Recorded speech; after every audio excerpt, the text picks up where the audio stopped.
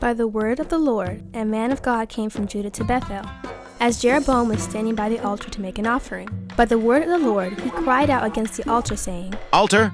Altar! This is what the Lord says. A son named Josiah will be born to the house of David. On you he will sacrifice the priests of the high places who make you offerings here, and human bones will be burned on you. This is the sign the Lord has declared. The altar will be split apart, and the ashes on it will be poured out. When King Jeroboam heard what the man of God cried out against the altar at Bethel, he stretched out his hand from the altar and said, Seize him! But the hand he stretched out toward the man shriveled up so that he could not pull it back.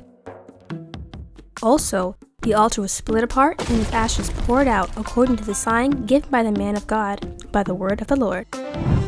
Then the king said to the man of God, Intercede with the Lord your God. Pray for me, that my hand may be restored. So the man of God interceded with the Lord, and the king's hand was restored and became as it was before. Come home with me for a meal, and I will give you a gift. But the man of God answered the king, Even if you were to give me half your possessions, I would not go with you, nor would I eat bread or drink water here. For I was commanded by the word of the Lord, you must not eat bread or drink water or return by the way you came. So he took another road and did not return by the way he had come to Bethel. Now there was a certain old prophet living in Bethel, whose sons came and told him all that the man of God had done there that day. They also told their father what he had said to the king. And their father asked them, Which way did he go? And his sons showed him which road the man of God from Judah had taken. So he said to his sons, Saddle the donkey for me.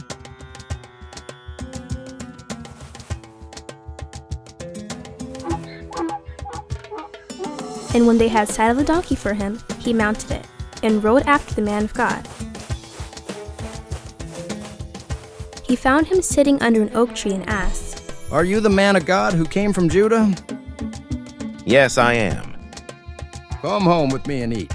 But the man of God said, I cannot turn back and go with you, nor can I eat bread or drink water with you in this place. I have been told by the word of the Lord, you must not eat bread or drink water there, or return by the way you came. I too am a prophet, as you are. And an angel said to me by the word of the Lord, Bring him back with you to your house so that he may eat bread and drink water. But he was lying to him. So the man of God returned with him and ate and drank in his house. While they were sitting at the table, the word of the Lord came to the old prophet who had brought him back.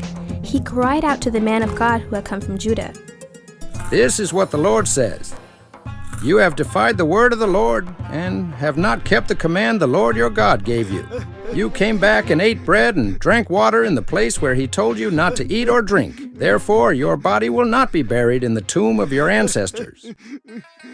When the man of God had finished eating and drinking, the prophet who had brought him back saddled his donkey for him.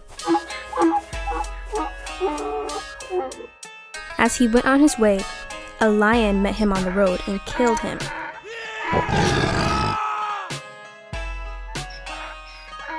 And his body was left lying on the road, with both the donkey and the lion standing beside it. Some people who passed by saw the body lying there, with the lion standing beside the body. And they went and reported it in the city where the old prophet lived.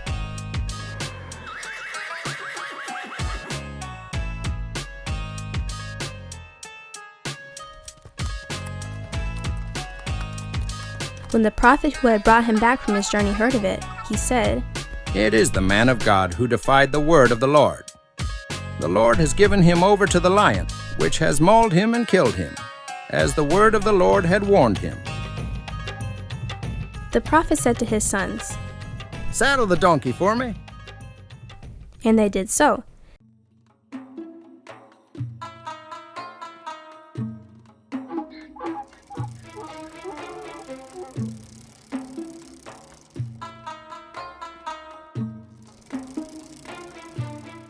Then he went out and found the body lying on the road. with the donkey and the lion standing beside it. The lion had neither eaten the body nor mauled the donkey.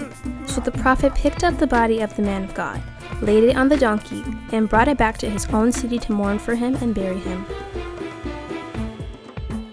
Then he laid his body in his own tomb, and they mourned over him and said, Oh, my dear brother. After burying him, he said to his sons, When I die, bury me in the grave where the man of God is buried. Lay my bones beside his bones. For the message he declared by the word of the Lord against the altar in Bethel and against all the shrines on the high places in the towns of Samaria will certainly come true.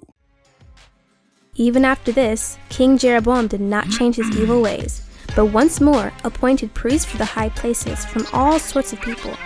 Anyone who wanted to become a high priest, he consecrated for the high places. This was the sin of the house of Jeroboam that led to its downfall and its destruction from the face of the earth.